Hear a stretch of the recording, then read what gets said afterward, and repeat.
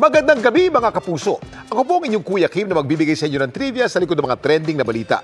Dahil sa nararanasan ngayong heatwave sa China, ang mga residente kanya-kanyang diskarte to beat the heat.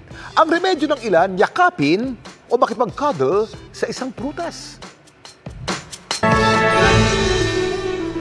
Ang nagbibigay ng instant ginhawa sa mga taga-Fuling District sa Changqing mula sa nakakapaso ngayong heatwave sa China, ang prutas na kung tawagin, donghua. Sa Ingles, winter melon o wax gourd. Pero sa halip na kinakain o ginagawang refreshing na inumin, ang mga winter melon kanilang niyayakap, katunayan sa isang homestay doon. Ang naturang prutas ang binibigay nila sa mga bisita para dalhin sa kwarto na para bang extra pillow.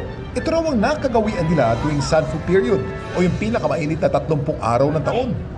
Ayon sa traditional Chinese medicine, ang winter melon may cooling properties na nakakatulong na mapababa ang init ng katawan dahil sa taglay nitong mataas na water content.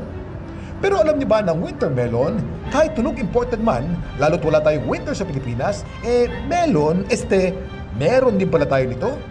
Katunayan, kasama ito sa mga prutas sa kantang Bahay Kubo. Kuya Kim, ano na?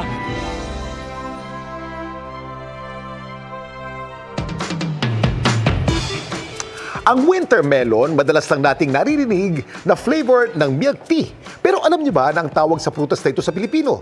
Ito po ang kundol. Ang kundol ay matatagpuan sa tropical at subtropical regions gaya ng China at Southeast Asia. Tumutubo ito sa mga lugar na may mainit na klima at may sapat na sikat ng araw. Dahil sa mataas na water content nito, nakakatulong ang kundol sa pag-iwas sa dehydration. At dahil mayaman din ito sa dietary fiber, nakakatulong ito para makaiwas sa constipation at pagkontrol sa blood sugar.